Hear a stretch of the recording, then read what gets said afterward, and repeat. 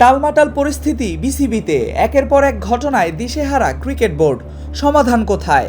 দেশের ক্রিকেটের সর্বোচ্চ নিয়ন্ত্রক সংস্থা বিসিবির পরিস্থিতি যদি এমন হয়, তাহলে তো পিছিয়ে যাবে দেশের ক্রিকেট।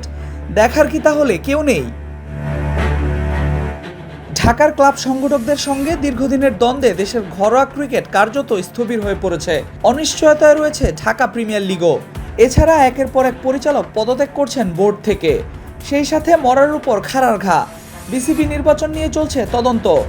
এমন পরিস্থিতিতে সংকট নিরসনে জরুরি বৈঠকে বসতে যাচ্ছে বাংলাদেশ ক্রিকেট বোর্ড। আগামী 4 এপ্রিল মিরপুর শেরেবাংলা জাতীয় ক্রিকেট স্টেডিয়ামে বিসিবির পরিচালকদের নিয়ে এই সভা বসতে যাচ্ছে।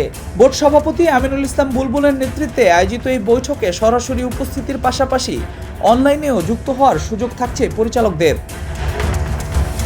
ঢাকার ক্লাবগুলোর সঙ্গে চলমান বিরোধী মূলত ঘরোয়া ক্রিকেট থমকে যাওয়ার বড় কারণ। এর প্রভাব পড়েছে ঢাকা লিগ সহ অন্যান্য প্রতিযোগিতার সূচির উপর। ফলে ক্রিকেটারদের মধ্যেও বাড়ছে অসন্তোষ ও চাপ। এদিকে গত বছরের নির্বাচনের পর থেকেই নানা ইস্যুতে অস্বস্তিতে রয়েছে বর্তমান বোর্ড। নির্বাচন প্রক্রিয়া নিয়ে ওঠা প্রশ্নের প্রেক্ষিতে জাতীয় ক্রীড়া পরিষদ ইতিমধ্যে 5 সদস্যের একটি তদন্ত কমিটি গঠন করেছে।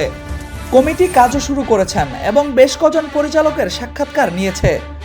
বোর্ড সভায় এই তদন্ত ইস্যুর পাশাপাশি আসন্ন নিউজিল্যান্ড সিরিজ এবং অন্যান্য নিয়মিত কার্যক্রমও আলোচনায় আসবে বলে ধারণা করা হচ্ছে।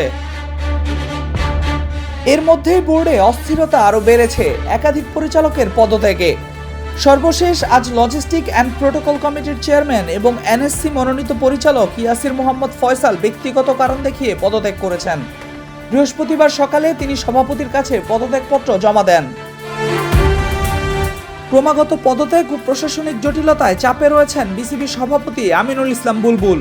সব মিলিয়ে দেশের ক্রিকেট প্রশাসনে অস্থিরতা বিরাজ করছে, যা দ্রুত সমাধান না হলে মাঠের খেলায়ও এর নেতিবাচক প্রভাব পড়ার আশঙ্কা করা হচ্ছে।